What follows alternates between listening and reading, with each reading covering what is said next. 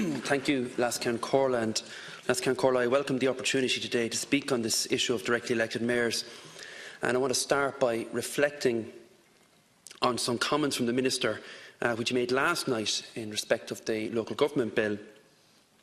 And he noted that when he was speaking with the councillors' representative group, the AILG, they were not able to provide him with even one additional power that they thought could be allocated to councillors in the performance of their elected roles.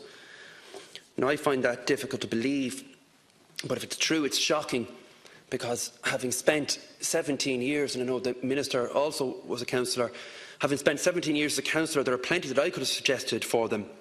But in the very specific respect of the role of directly elected mayors, there are definitely powers which I believe that should be allocated to these mayors should the plebiscite be successful.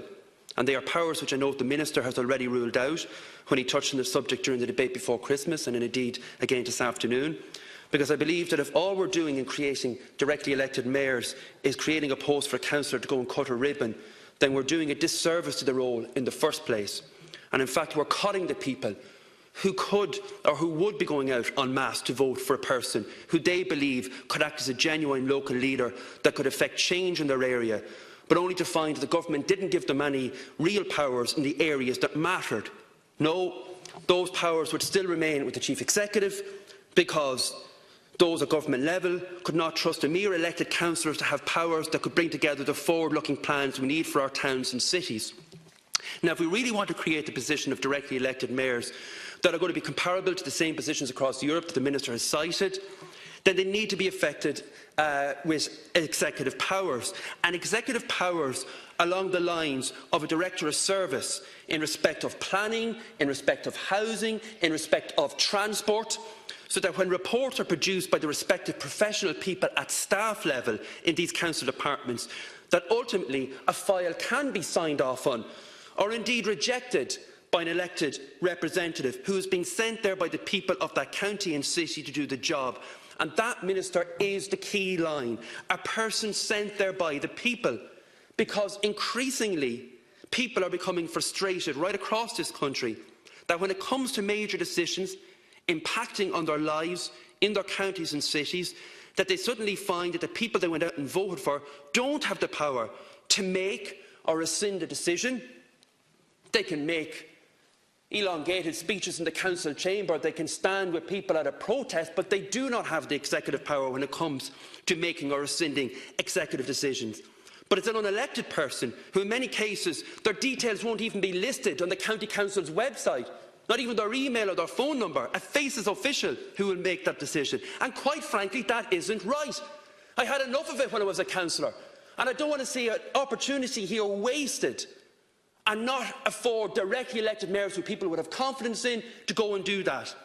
And we either as a country are going to have that conversation, which thankfully is starting here in this chamber today, and I welcome that. I welcome that, Minister, honestly, about whether we now accept that we have matured and moved past the scandals and the clientelism that scarred this country in the post-independence era, and now going to move to a situation where we would trust those elected to do the job in the round that we expect they should be able to do. Because if you don't create such a vista, well, we're really saying that our future leaders at local and city level, children who haven't even been born yet, haven't even been conceived yet, that they're to carry the sins of a small number of their forefathers, and that forever and a day we don't feel we can trust elected people to discharge what are the preserve of unelected officials. I don't believe in that mantra, Minister.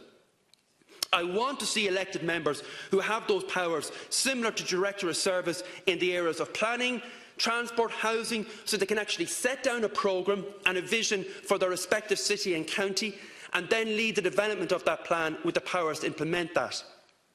Not a position where we have directly elected mayors rolled out to recite the corporate message of the council, or as you called it, the face of the council, as opposed to the express will of the people. And the benefit of trusting our elected reps with such power is that these people will be accountable in a real sense for their actions to the people who elect them in their city or their county. And if they fail in meeting those high standards or in upholding their mandate, then they'll be gone in the next election.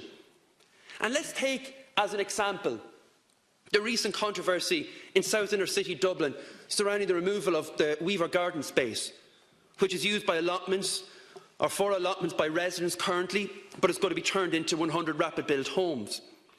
A green lung in the heart of inner city Dublin. This condensed urbanised space where there is a dearth of green space for city dwellers to enjoy. A green lung to plant their own vegetables. But also an urban space where there are thousands on the social housing waiting list, and where 100 rapid build homes would make a real difference to people waiting years for a place to call home. And following and during that debate, there were passionate statements on both sides, both with equal credentials. But one statement that stood out for me was that of Samantha McCaffrey from the Weaver Square Community Garden Group, when she told the Irish Times, and I'm quoting, "We want to see a fair, transparent public planning process." And I think, Minister, that statement sums up the frustration of people with their local councils when it comes to decisions that really impact their lives. People can live with final decisions if they can see that their opinion mattered in the process. Real decision-making powers for elected mayors, not allocating a few bob here for potholes or making reps to an engineer, but a situation where a local resident can speak to a local elected person who can either accept or reject their petition.